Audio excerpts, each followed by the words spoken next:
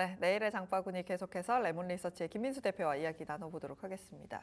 오늘 금요일인 만큼 이번 주 시장 좀 어떻게 보셨는지 궁금합니다. 이번 주 월요일 종가가 2,602포인트였고요. 오늘 네. 종가가 2,649포인트입니다. 어쨌든 2,600 위에서 이번 주 마감이 되기는 했는데 어떻게 보셨어요? 요거에 만족하라고요. 네, 와 지금 다른 증시는 네. 그래도 유동성이 들어온다라고 하면서 좀 훅훅 들어오면서 네. 특히 이제 그동안 저희가 아유 중국 뭐 그죠. 참 그냥 답답하다. 우리가 못 가는 거를 중국이 안 가는 걸 위안을 삼고 있었습니다. 그러니까 중국이 위안화를 쓰죠. 네. 근데 이런 상황 쪽에서 그러다 보니까 중국이 뭐 지수상으로 지금 한 주간에 10%가 넘게 올라왔어요.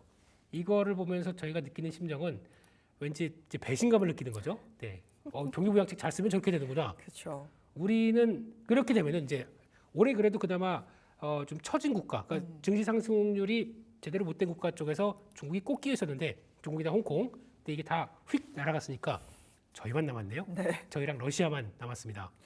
자, 어떻게 뭐 좀 해주셔야 됩니다. 어떻게 뭔가 변화가 나와야 되고, 네. 예, 그 뭐 이런 시장에서 뭐 금투세 어쩌고 저쩌고 이런 얘기 확 좀 집어치우고 좀 깔끔하게 들어가기 시작을 해야 시장 변화가 나오겠죠. 그게 다음 주가 좀 되기를 기원하면서 안간 시장은 그래도 그 어떤 보복성 매수, 울분에 찬 매수가 나올 수 있겠다.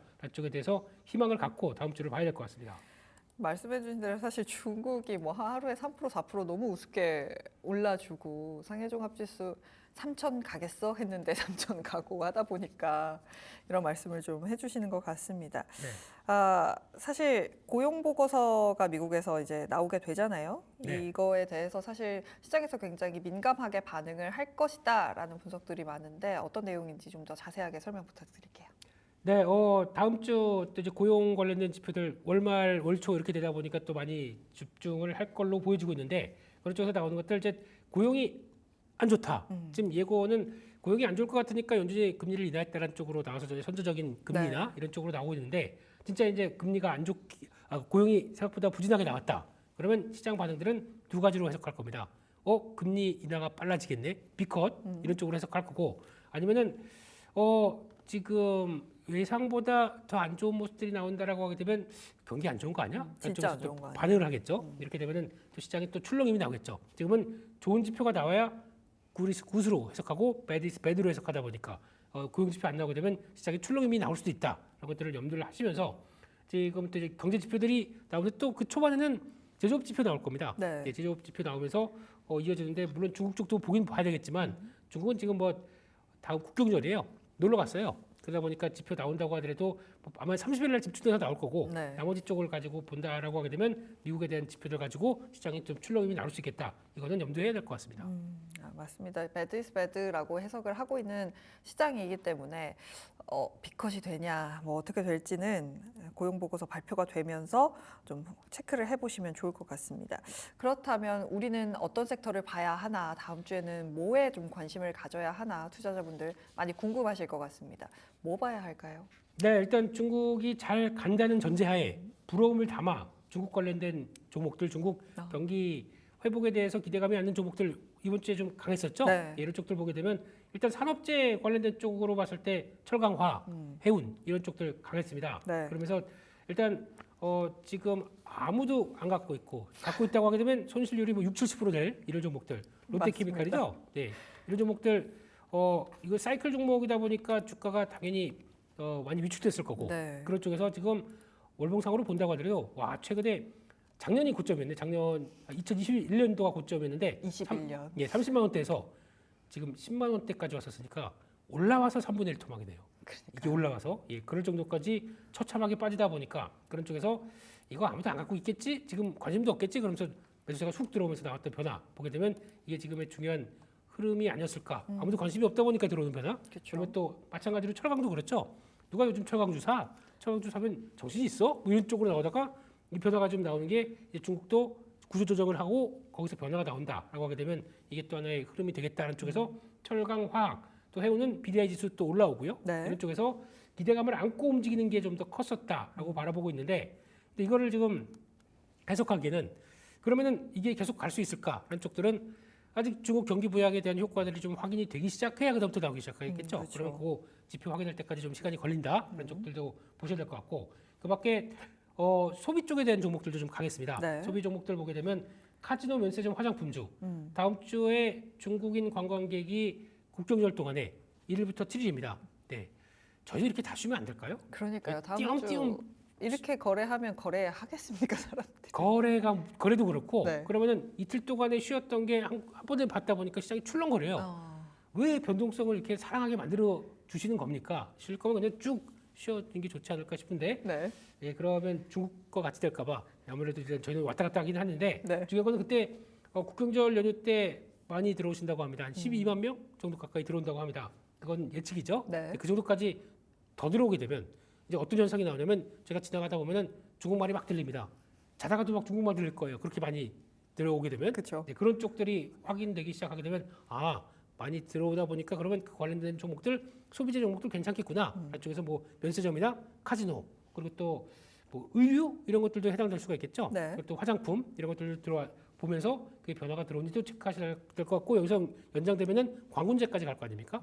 그래서 변화가 나올 수가 있기 때문에 그런 흐름들이 연결이 될 수 있을지 보는데 그러면 산업재 쪽 같은 경우는 되게 빨리 움직였어요. 더 갈 수도 맞아요. 있습니다. 더 갈 수도 있는데 저희가 그걸 지금 바닥이니까 쫓아가서 산다라고 하는 게 대응이 좀 어려울 것 같고요. 네, 그나마 소비재 쪽은 그래도 주변에서 확인할 수가 있지 않습니까? 많이 들어오는지 안 들어오는지 그거에 따라서 매출 실적 흐름들의 변화를 본다라고 하게 되면 그게 더 중요한 포인트가 될 수 있기 때문에 차라리 접근하게 되면 좀 쉬운 거 아시죠? 그렇죠. 예, 철강 구석과의 스프레드 찾아야 되고 화학 같은 경우는 똑같은 이런 나프타와 그 해당 품목과의 나쁘다? 납사요, 납. 예. 저보고 나쁘다고 하는데 아닙니다. 나쁘답니다. 나쁘다 아닙니다. 네. 네, 그 관계를 보면서 변화를 가져간다 그러면 제가 체크할 게 너무 많아요. 네. 그렇기 때문에 그런 어려운 거 하시는 것보다 차라리 확인되기 쉬운 것들 매매하시는 게 더 낫지 않나. 한쪽에서 소비주를 보는 게 그나마 나을 것 같은데 근데 그런 건 있을 것 같습니다. 이 두 종목의 패턴들은 중국이 쭉 가다가 뭐 2% 3% 가는 거 모릅니다. 가다가 또 확 빠진다. 네. 조정 나올 것 같아요.